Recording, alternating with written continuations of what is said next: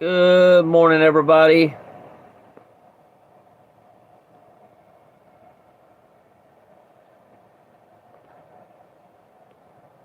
Having all kinds of issues again. I hope we'll get these kinks worked out eventually, y'all. So I wanted to apologize for that. Okay, think we're pretty good now. I can get rolling now. Curdy, doing good.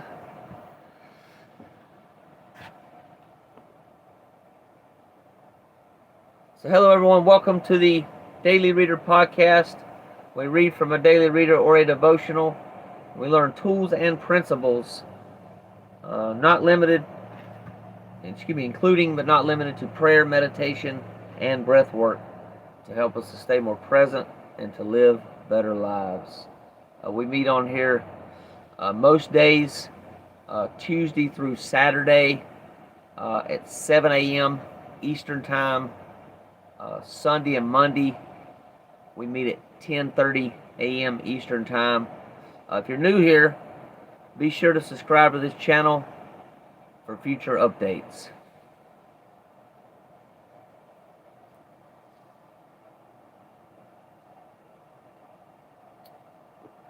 Without further ado, y'all, we're going to go and get started this morning. So go ahead and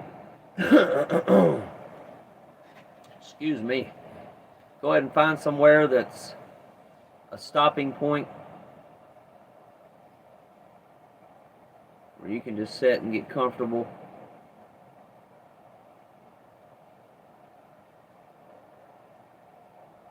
I'll give you a minute or so to get there.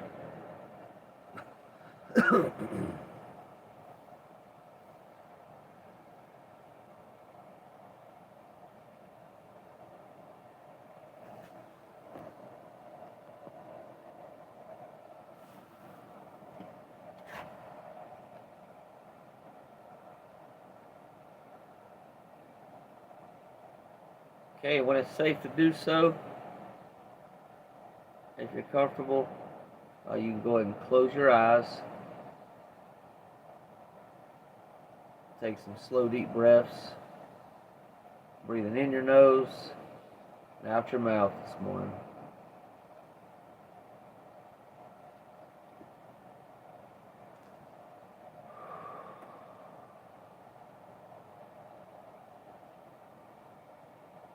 We're going to breathe in gratitude and breathe out stress. So just focus on that intention when you're doing it.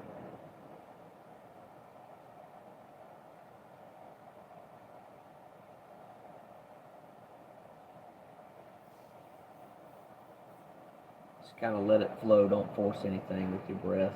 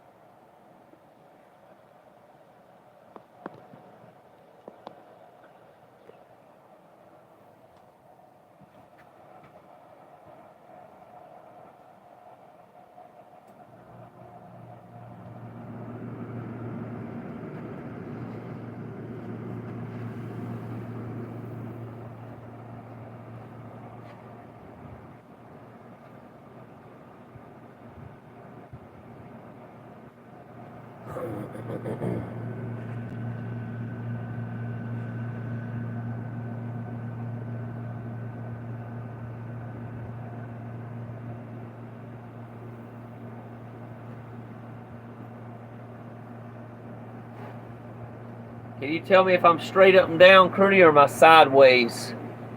I fixed the orientation. I should be straight up and down.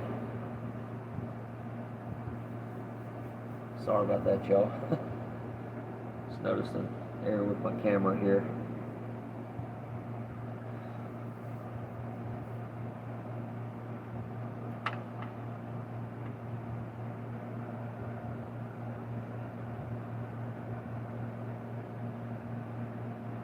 All right, thanks. So you're seeing me straight up. You're not seeing me sideways or upside down or anything. Okay, good deal.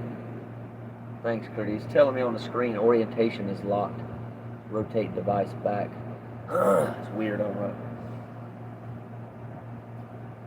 It's technology for us. Okay, so back to our meditation. Let's go ahead and do one more breath. Breathing in your nose, out your mouth. This time, take as deep as a breath as you can, breathing in your nose. And then when you exhale, you're going to do it audibly, releasing any conscious or unconscious stress or tension that you might be holding on to.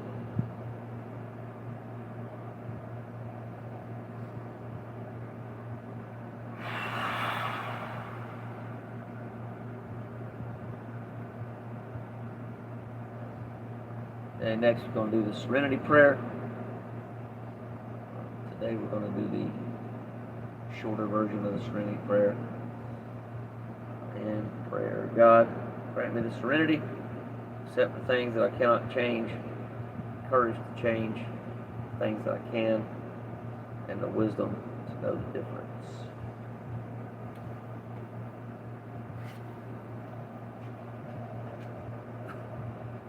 Okay, June the 16th.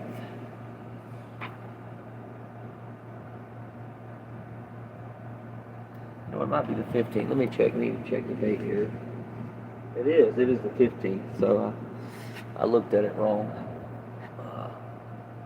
Yeah, my glasses are glaring, so I'm going to take them off.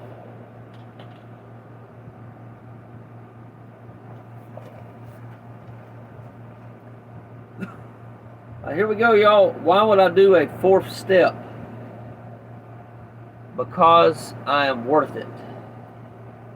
I am worth the time and effort of pursuing recovery rather than stewing in my difficulties. I am going about the process of determining with as much honesty as possible just what makes me tick. I don't have to do it alone. A higher power is with me all the way. How can I benefit from doing an inventory? I want to relieve myself of those self-defeating attitudes and behaviors that block me from living life to the fullest. I know my recovery is a lifelong journey, and I begin it by identifying troublesome areas right here, right now. I ask myself certain questions. What are the attitudes and behavior that may have served me, or at least gave the illusion of serving me in the past, but now limit my capacity to experience joy and fulfillment? What are the resentments that keep me in bondage to the past? Can I honestly admit my part in my difficulties and strained relationships? Am I still holding on to situations in which I have no fault? Do I have the courage to take responsibility for my own feelings and actions? Do I accept that although I am powerless to change anything from my past, I can claim happiness for my future? Oh, this is good, y'all. This is good, real good. Am I coming to trust and value myself? Do I know that I am worthy of loving myself as my higher power already does? Doing a four-step inventory is something I do for me, not to me. Satisfaction for a job well done can only enhance my self-worth. As a result, I like myself better. Thought for the day: with the fourth step, I begin the process of becoming not perfect, but more perfectly at peace with myself. Now, complete honesty is required in order to know ourselves. And that's from the Al-Anon Family Group's book, Classic Edition. page 114. Y'all, that was so powerful, I don't even know where to start at. It's like, mind blown completely. So I'm going to pick something that, I'll just pick something that I struggle with for a while, and we'll just run with that. So, as always, if y'all have any comments, if you want to share any experience, strength, and hope down below in the comments related to these readings, feel free to do so. We learn by sharing as well, helping each other grow, by sharing our experience, strength, and hope in life. So you know what? Can I honestly admit my part in my difficulties in strained relationships? So what it took me a while to come to terms with is a lot of times I created my own suffering in life. And a big way that I did it is I wouldn't take responsibility. Like I would sign up for stuff that I really didn't need to sign up for. Like I would say yes when I wanted to say no. I wouldn't let my yes mean yes and my no mean no. I would just try to explain myself, and sometimes I still explain myself. I just feel, for some reason, I feel I need to do that in some situations. If I say no to something, no because I can't. No because somebody asked me to do something for me, I say no, I can't because I'm busy. No, I can't. I'm working or whatever, right? When I could just actually just say no. So that's kind of a growth phase I'm in right now. But really, accepting my part. And a lot of times my part is signing up for things that I don't want to sign up for, taking on too much, right? And in the last couple of years, I've really, really, really been a lot more picky what I sign up for in life. Used to not be that. I would overcommit to doing things that I didn't really have available time for. And like I've realized as a health and wellness coach, y'all can see here, I got a certificate up here, Randolph Community College. Graduated, did 10 months of that.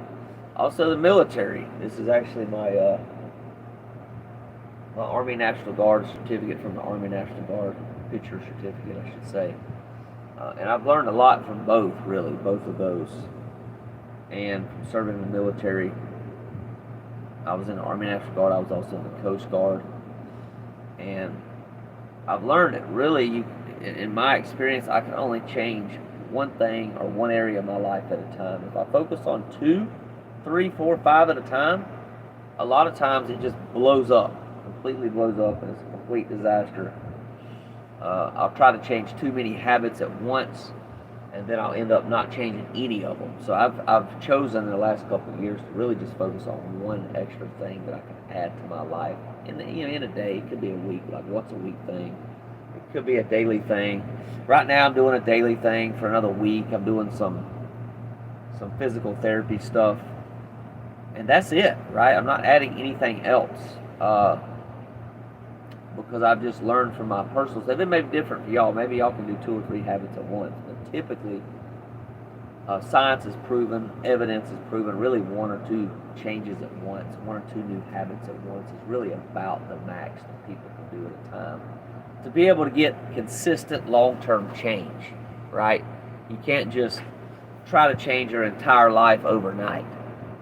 So that's been my experience anyway, and I'm sure a lot of y'all can relate to that. You'll try to do something new, like maybe start an exercise routine, and you'll just fall off the bandwagon. Like you'll set a New Year's resolution, and you'll do 2 or 3 things at once, thinking you can do it and change it all at once, and then it'll just go up in smoke, right?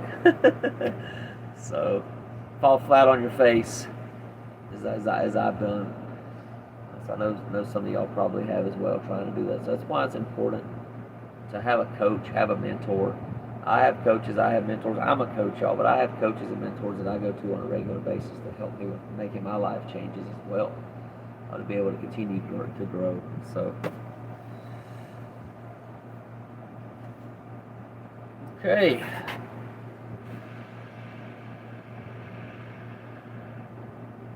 All right. Well, don't look like there's any more comments on here, so I'm going to go ahead and wrap it up for the day. Look forward to seeing y'all tomorrow morning. Planning for 10:30 a.m. I think it's 10:30, I believe. What I'm doing my Sunday and Monday is changing it to. If I make any changes, I'll definitely do a post about it. Y'all know, but that's what I'm shooting for anyway. I definitely could do it on Sundays. I'm pretty sure I could do it on Mondays as well, but I just have to check that schedule. I think Monday's actually my off day from some workouts that I do and at a local gym. So doing yoga today, yoga at 3 o'clock today, group yoga class. So look forward to that every Sunday. So all right, y'all, have a great rest of your weekend, and as always, peace and love. Bye for now.